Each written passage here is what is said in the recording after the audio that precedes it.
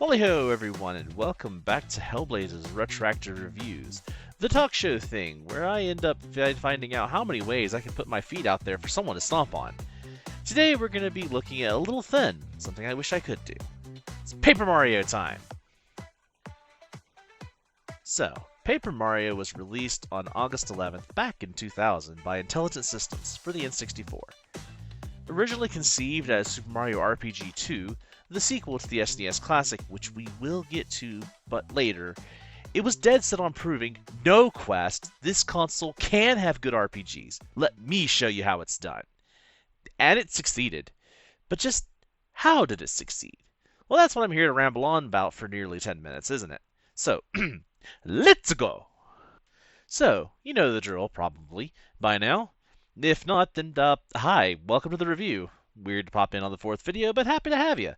We have 5 parts to our review, all based on the time of its release. Graphics, sound design, story, gameplay, and replay value.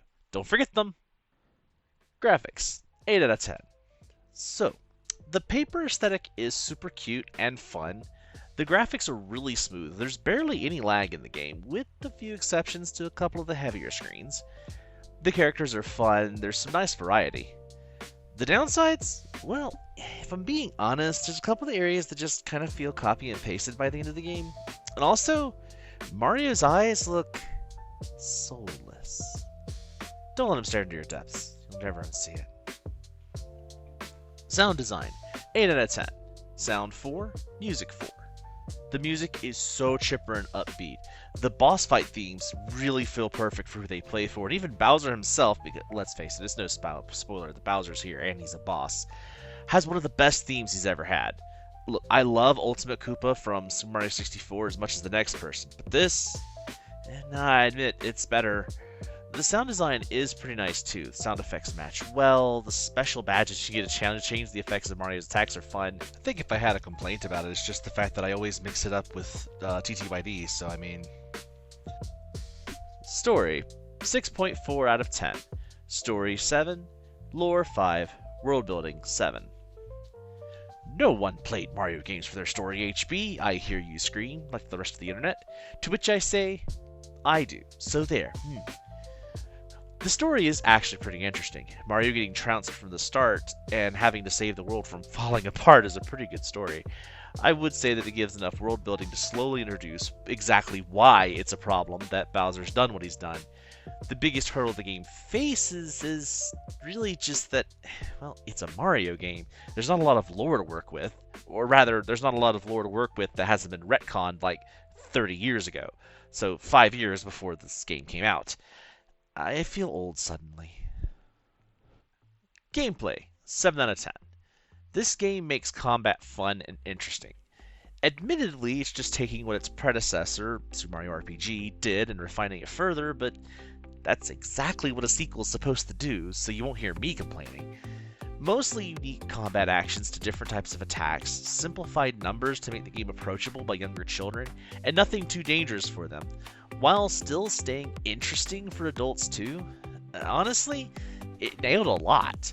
There's still refinements to be done, and in some later areas, which I called copy-pasted in the graphics department, also tend to be very boring to play through, but hey, can't be perfect, right?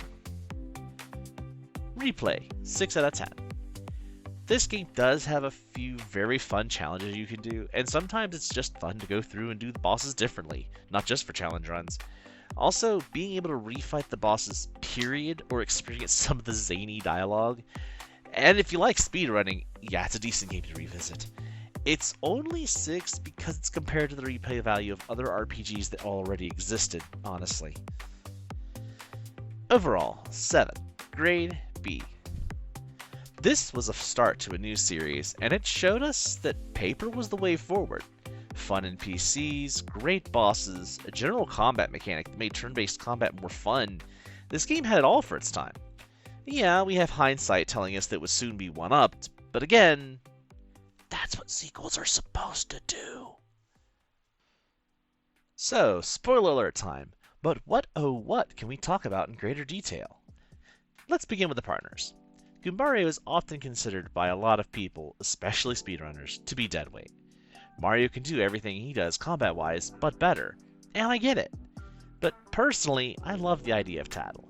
Learning about different enemies, seeing what he has to say, and getting to have their HP saved as a stat I'll always know. Yeah, it's cool. But my two favorite partners are always going to be Bo and Watt.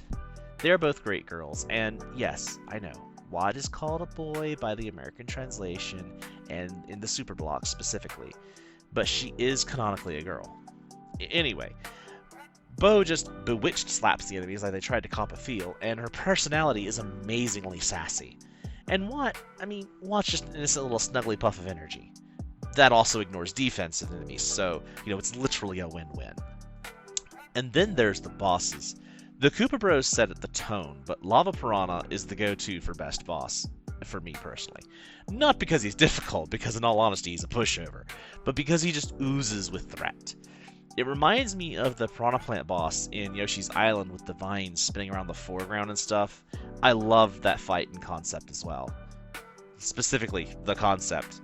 The fight itself sucked, so I was very happy whenever I realized that you could skip that boss by killing the plant before you step into the chamber.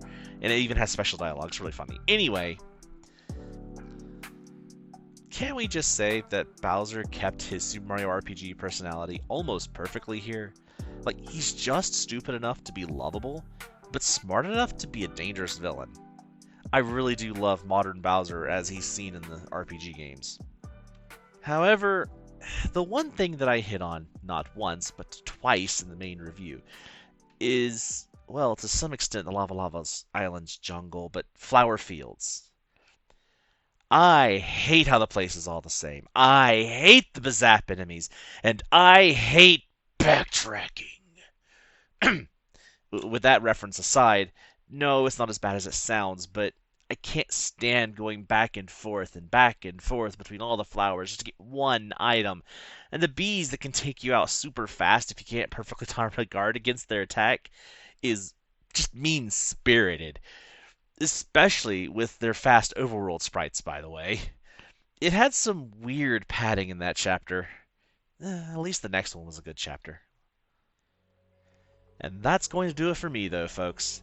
I've rattled on like a dumb diamondback so long, I'm probably going to have Animal Surfaces coming in here to try to bag me. But I do hope you liked the chat, and let me know what you think in the comments section. As usual, shout out to Sunstrides for the music heard here. It's really good. You should check out more of their stuff.